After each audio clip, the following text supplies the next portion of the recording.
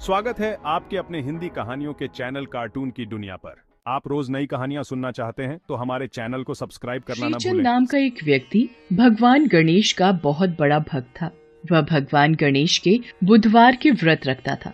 एक रात जब वह सो रहा था तब भगवान गणेश उसके स्वप्न में आए और बोले, गणेश जी, श्रीचंद, तुम मेरे बुधवार के व्रत और पूजा सच्चे हृदय से करते हो। मैं चाहता हूँ तुम आने वाले बुधवार के दिन एक बालक को अपने घर भोजन के लिए आमंत्रित करके उसे प्रेम पूर्वक भोजन कराओ, जिससे तुम्हारे घर में सुख समृद्धि धन धान्य का वास होगा।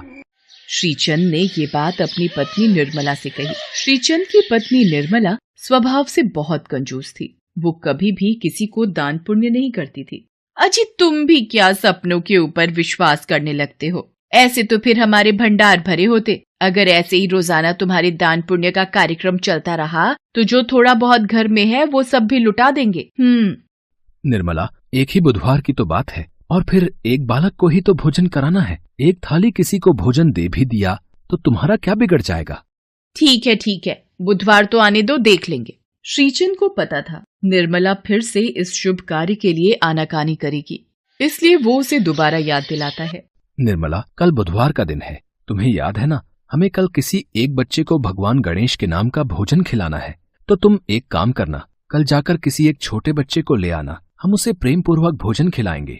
किसी एक बच्चे को ही तो खाना खिलाना है, बच्चा चाहे छोटा हो या फिर बड़ा, मतलब तो खाना खिलाने से ही है। यदि मैं बहुत छोटे बच्चे को खाना खिलाऊंगी तो वो खाना कम खाएगा। शाम के वक्त मैदान में बच्चे खेल रहे होते हैं, वहीं जाकर देखती हूँ, किसी एक बच्चे को कल भोजन के लिए आमंत्रित कर दूंगी। अच्छा, किसी छोटे बच्चे को भोजन खिलाने के लिए तुम इतना सोच रही हो? फिर तो मुझे लीला रचनी ही होगी। आखिर मेरे नाम का भोजन है तो मैं भला पीछे कैसे रह सकता हूँ? मैं ही तो आमंत्रित हूँ। शाम को जहाँ बच्चे खेलते थे, निर्मला वहाँ जाकर सबसे छोटा बच्चा ढूंढने लगती है। अब मुझे एक छोटे बच्चे का रूप ले लेना चाहिए।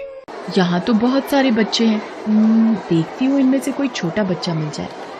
भगवान गणेश ने देखा कि निर्मला एक छोटा बच्चा ढूंढ रही है, तो उन्होंने भी एक छोटे से बच्चे का रूप ले लिया और वो सभी बच्चों के बीच खेलने लगे। निर्मला की नजर उस छोटे से बच्चे पर गई। वो रहा छोटा बच्चा। बेटा सुनो, कल तुम मेरे घर खाना खाने आ सकते हो। मैं तुम्हें भोजन के लिए आमंत्रित करती हूँ। यही पास में ही मेरा घर है, तुम अपने घर में पूछ कर आ जाना। ठीक है माँ, मैं कल भोजन के लिए जरूर आऊँगा। चलो अच्छा है, ये छोटा बच्चा मिल गया। ये जरा सा भोजन ही खाएगा, मेरा काम आसान हो जाएगा। अगले दिन जब भगवान गणेश जी छोटा सा बालक बनकर निर्मला के घर गए तो निर्मला ने उनके सामने 2 पूड़ी और हलवा, थोड़ी सी सब्जी और थोड़ी सी खीर परोस दी। गणेश जी ने तो फटाफट उस भोजन को खा लिया और कहा, माँ, भोजन तो बहुत ही स्वादिष्ट बना है, पर अभी और भोजन खाने की इच्छा है। ऐसा लग रहा है मैं तो अभी भूखा ही हूँ। निर्मला, रसोई में से जाकर और भोजन ले आओ। लगता है इस बच्चे को भोजन बहुत ही स्वादिष्ट लगा है। छोटे बच्चे तो भगवान का रूप होते हैं। इस बालक को हमारे द्वारा परोसा गया भोजन पसंद आया है। ये हमारे लिए बहुत ही प्रसन्नता की बात है। अच्छा, कोई बात नहीं बेटा, तुम तब तक ये खीर खाओ, मैं और भोजन लाती हूँ। निर्मला बालक के सामने भोजन परोसती जाती और भगवान गणेश बालक रूप में भोजन को फटाफट खत्म करते जाते। मैं अभी भी भूखा हूँ माँ, मुझे और भोजन चाहिए। निर्मला कुछ भी समझ नहीं पा रही थी। जितना भी भोजन निर्मला ने बनाया था, गणेश जी सभी खा जाते हैं और फिर बोलते हैं, माँ, मैं तो अभी भी भूखा हूँ। निर्मला को गुस्सा आ जाता है। वह बोलती है, अब तुझे क्या दूं? जितना खाना भी मैंने बनाया था सब ले आई हूँ, तू तो सारा खाना खाता ही जा रहा है। निर्मला, मुझे तो ये कोई चमत्कारी बालक दिखाई पड़ता है, और फिर भी अतिथि तो भगवान का रूप होते हैं। हमें इस बालक की बात को मानना ही होगा। ये जैसा कहता है हमें वैसा ही करना होगा। माँ, तुम्हारे घर में अभी भोजन खत्म नहीं हुआ है। भंडार घर में मूंग और चावल रखे हैं, घर में दही रखा है, वो सब भी ले आओ। इस बालक को कैसे पता कि हमारे यहाँ क्या क्या रखा है? कुछ समझ नहीं आ रहा। मुझे तो सचमुच इस बालक पर बहुत गुस्सा आ रहा है। सब कुछ तो इसके आगे रख दिया है, ये तो सब खाता जा रहा है। घर में जो दालें रखी है ना, वो भी ले आओ। निर्मला दालें भी लेकर आ जाती है। भगवान गणेश दाल और आटा भी खा जाते हैं। माँ, वो सामने रसोई घर में जो गेहूं की बोरी रखी है ना, वो भी ले आओ। ये बालक है या कोई भूत दैत्य जिसको मैं घर में ले आई हूँ? मैं तो छोटा सा बच्चा समझकर लाई थी कि ये कम खाएगा। हे राम, अब मैं क्या करूँ?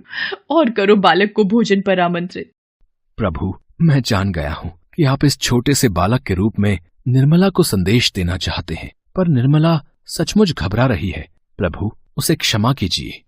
निर्मला रोने लग जाती है और उसके घर में जब अन्न का एक दाना भी नहीं रहता तो गणेश जी प्रकट हो जाते हैं। सामने भगवान गणेश को देख श्रीचंद अपने हाथ जोड़ लेता है। निर्मला भी उस बालक को गणेश जी के रूप में देखकर चौंक जाती है। गणेश जी कहते हैं, माँ, भोजन खिलाने में कैसी कंजूसी। तुम्हें सिर्फ एक बच्चे को खाना खिलाना था और उसमें भी तुमने सबसे छोटा बच्चा ढूंढने के बारे में सोचा। इसलिए मैंने एक बालक के रूप में आकर तुम्हें सबक देना चाहा। कभी भी किसी अतिथि को भोजन के लिए आमंत्रित करो तो अपने सच्चे हृदय से बिना कपट किए भोजन परोसो। प्रेम पूर्वक दान पुण्य आदि करने से घर में सुख समृद्धि, धन वैभव, अन्न आदि के भंडार भरे रहते हैं। प्रभु, मुझे क्षमा कर दीजिए। मैं कभी भी कंजूसी नहीं करूंगी। सदैव इच्छानुसार दान पुण्य करती रहूंगी और अतिथि को भोजन खिलाने में भी कभी कंजूसी नहीं करूंगी। इसके पश्चात भगवान गणेश श्रीचंद और निर्मला को आशीर्वाद देते हैं। गणेश जी ने जो भी खाया था उस सामान का चौगुना कर दिया। घर से जाते समय भगवान गणेश ने निर्मला के घर की जमीन पर एक लात मारी, जिससे उस पुराने घर की जगह एक सुंदर महल बन गया। श्रीचंद को अपनी भक्ति का फल मिल गया और निर्मला को भी सीख। गणेश को प्रथम पूज्य माना गया है। ऐसा इसलिए क्योंकि ये सभी देवों में सबसे पहले पूजे जाते हैं। किसी भी पूजा पाठ में सबसे पहले गणेश भगवान का आवाहन किया जाता है। उसके उपरांत ही किसी अन्य देवी देवता की पूजा होती है। गणेश जी अपने भक्तों के बीच एकदंत, विघ्नहर्ता, लंबोदर जैसे भिन्न भिन्न नामों से जाने जाते हैं। वहीं दूसरी ओर है भगवान परशुराम, जिनके पास भगवान शंकर द्वारा दिया अमोघ अस्त्र परशु उनके पराक्रम का प्रतीक है। पुराणों में भगवान गणेश और भगवान परशुराम के बीच हुए युद्ध का वर्णन मिलता है।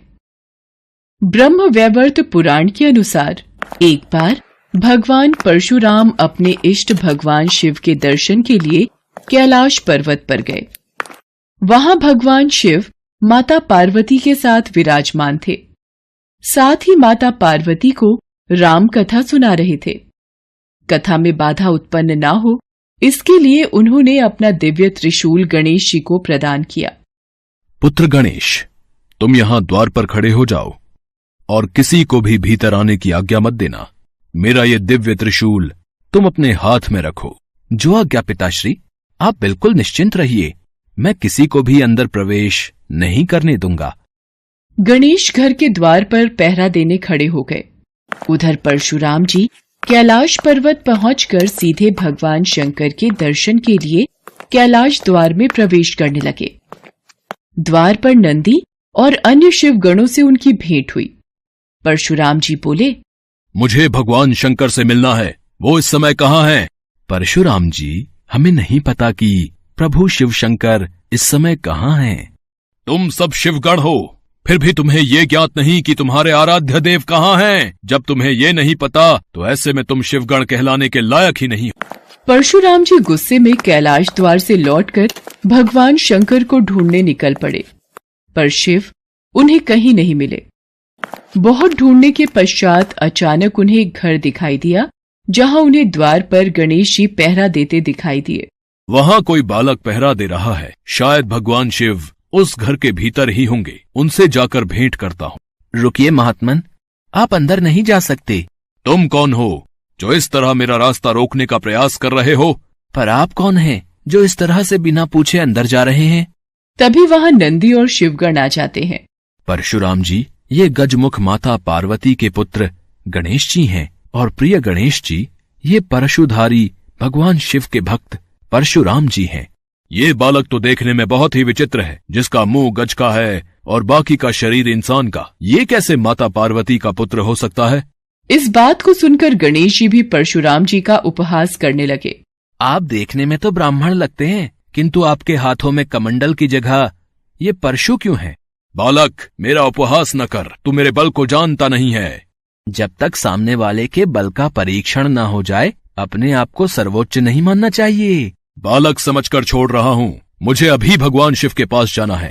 परशुराम जी शिव से मिलने के लिए उनके निवास स्थान पर जाने लगे।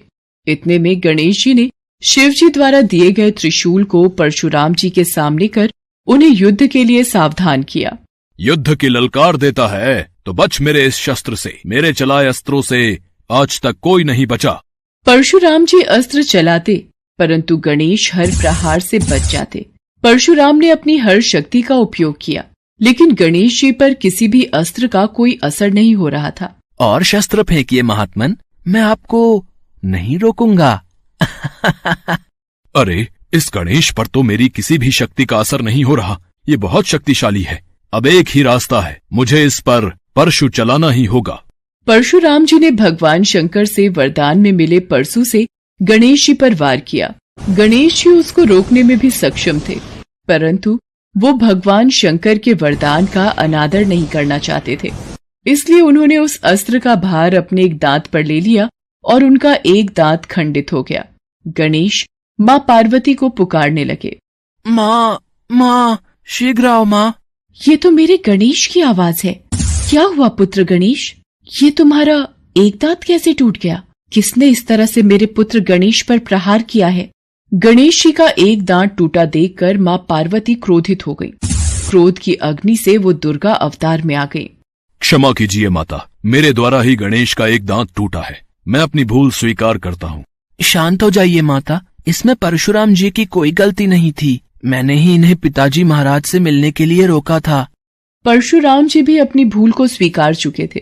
गणेश जी के समझाने पर माता पार्वती शांत हुई और परशुराम जी ने भी अपनी गलती मान ली। गणेश, आप धन्य हो। देवी पार्वती, गणेश जी जैसी सहनशीलता और आदर करना मैंने किसी और देव में नहीं देखा। आप निश्चिंत रहिए, गणेश जी का खंडित दांत व्यर्थ नहीं जाएगा। इससे एक महान कथा, महाभारत लिखी जाएगी। गणेश जी ने इसी खंडित दांत से महर्षि व्यास जी के शब्दों को लिखा। तब से ही गणेश जी को सबसे सहनशील कहा जाने लगा और उनके एक दांत खंडित होने के कारण उनका नाम एकदंत पड़ा। भगवान गणेश को सबसे प्यारे और विनम्र देव की तरह पूजा जाने लगा। भगवान गणेश का महापर्व गणेश चतुर्थी, जिसके लिए माना जाता है कि 10 दिन के इस महापर्व में गणपति बप्पा 10 दिनों तक धरती पर विराजमान रहते हैं और यदि सच्चे हृदय से भगवान गणेश की पूजा की जाए तो ये अपने भक्तों के दुख दूर करके उनकी सभी मनोकामनाएं पल में पूरी